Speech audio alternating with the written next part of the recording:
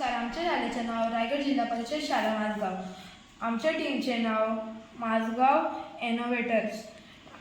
माझे नाव श्री महेंद्र सातांबेकर. नमस्कार, माझे नाव आकाश जमना चव्हाण. नमस्कार, माझे नाव श्रेया विलास पाटील. विकास भारत बिल्डथॉन 2025. मुख्य क्षेत्र समृद्ध भारत. उपक्षेत्र स्थानीय समुदाय समस्या.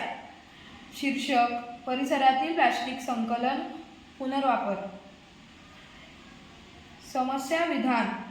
गावातील घराघरात जमा होणारे प्लास्टिक उघड्यावर टाकल्यामुळे होणाऱ्या परिणामाचे निराकरण करण्यासाठी उपाय सुचवले. समस्याची कारणे. घराघरात तयार होणाऱ्या प्लास्टिक कचऱ्याच्या समस्येची मुख्य कारणे. पहिला, प्लास्टिकच्या पिशव्या, कप, बादल्या, चमचे यासारख्या वस्तू एकदाच वापरून फेकल्या जातात. दुसरा, घरातील ओला आणि कोरडा कचरा वेगळा न केल्यामुळे प्लास्टिक इतर कचऱ्यात मिसळते. वापरलेल्या प्लास्टिक पुन्हा वापरण्याची किंवा सवय नसल्याने कचरा वाढतो. अनेक लोकांना प्लास्टिकच्या पाड्यावरून होणारा परिणाम माहिती नसल्यामुळे ते बेफिकीरपणे प्लास्टिकचा वापर करतात. त्याचे परिणाम. पर्यावरण प्रदूषण. प्राण्यांचा जीवन धोक्यात येतो. नाल्यांचे व जनावरांचे अडथळे. आरोग्यात धोके. मातीची सुपीकता कमी होते. उपाय.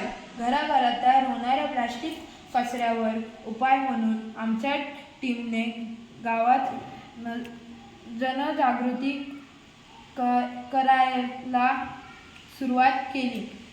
त्यामध्ये प्लास्टिक मुळे होणारे दुष्परिणाम लोकांना सांगून त्यांना खालील उपाय सांगितले. प्लास्टिकचा कमी वापर करा. कचरा वेगळा जमा करा. जनजागृती निर्माण करावी. सरकारच्या नियमाचे पालन करावे. तसेच आमच्या टीमने प्लास्टिक संकलन व पुनर्वापर उपक्रम ठरवले. घरात जे कचरा जमा झालेले असतात ते कचरा शेतात, रिकाम्या जागेवर, रस्त्यावर फेकतात. त्यामुळे ढोरं, गाय वगैरे यांना धोका आहे. आणि त्याचप्रमाणे आपण जे कचरा टाकतो प्लास्टिकचा त्याच्यावरून आपल्याला हवामानचा पण धोका आणि जे जमिनीत जातात त्याला प्रदूषण वगैरे होतो. नंतर त्यासाठी आम्ही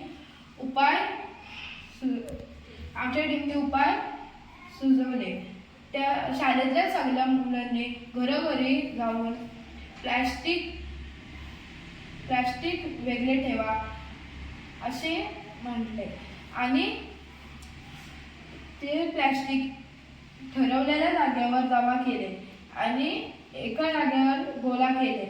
कारखान्यात प्लास्टिक गेल्यावर प्लास्टिकवर प्रक्रिया व पुनर्वापर केला जाईल.